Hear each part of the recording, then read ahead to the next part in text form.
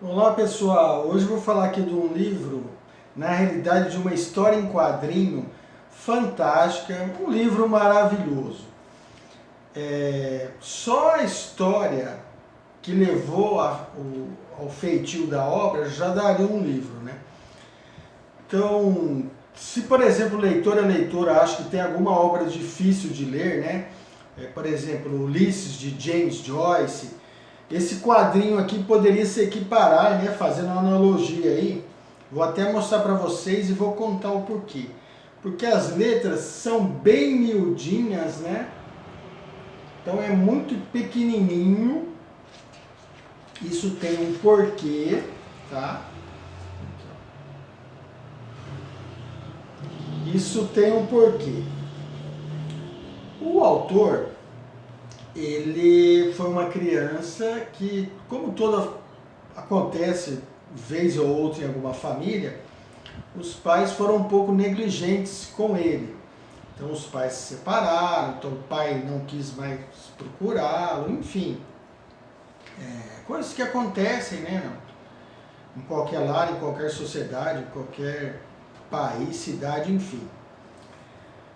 E como meio de busca por esse pai, ele, o autor, começou a escrever histórias em quadrinhos no jornal. Então ele ia contando um pouquinho da busca desse menino, né? Então ele faz o personagem, um garoto, né? Que é o Jimmy Corrigan, o menino mais esperto do mundo, título da obra, procurando esse pai. Então ele tem um menino, uma mãe muito dominadora, tal, até que de repente esse menino recebe uma carta do pai desconhecido e parte em busca desse pai desconhecido.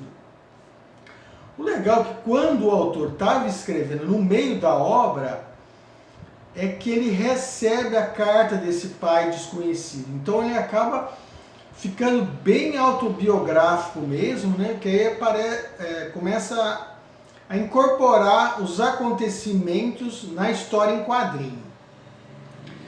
O autor, ele colocou e o leitor e a leitora vão observar, ele colocou uma série de ilustrações, né? Vai observar ilustrações, certo? Como gráfico também, né? Como design. Então ele colocou várias ilustrações. Claro, a história em quadrinho tem ilustrações, mas ele mistura muito. Ele tem hora que gira as imagens. Fica um pouco complexo, principalmente do começo até o final, né? E é o tipo de história que só dá para contar no formato em quadrinho, pelo olhar do personagem, né? Um olhar que de repente não dizendo diz tudo. Então só poderia acontecer no quadrinho. Tanto é que na metade, que eu falei que é um pouco confuso, da metade da história em quadrinho, tem um resumo para o leitor e para a leitora não se perder. Então, o que eu falo com gráficos e tal? No meio do quadrinho, por exemplo, tem aí tipo um quebra-cabeça para montar aí, né, uma maquete, né? Eu particularmente, como gosto de interagir com as obras, eu reproduzi essa página aqui e montei a casinha, né? Essa casinha que vocês, leitor e leitora, viram aí, né? Então eu peguei e acabei montando aí, são peças bem pequenininhas, né? Bem pequenininha, então tá aqui. Mas contando. Então o autor parte em busca desse pai desconhecido. E ao final encontra, os dois conversam. Para que essa obra fosse feita aqui, o autor exigiu, né, para tradução aqui para o Brasil, para impressão aqui no Brasil, que se utilizasse as mesmas cores, né? Então o magenta tinha que ser aquele magenta que ele escolheu, o mesmo tamanho de fonte, tá? Então o mesmo tamanho de fonte, tudo igualzinho, claro, traduzido, né? Imagens belíssimas. Então ele fez questão que fosse tudo da mesma tonalidade, então teve que trabalhar bem as fontes, né? Contou com um pessoal super legal, salvo engano, Daniel Galera, para trabalhar essa questão do quadrinho, né? Que o autor fazia questão que fosse dessa forma. Então, como no começo que eu estava dizendo, esse garoto ele busca o pai e ao final ele encontra o seu pai, né?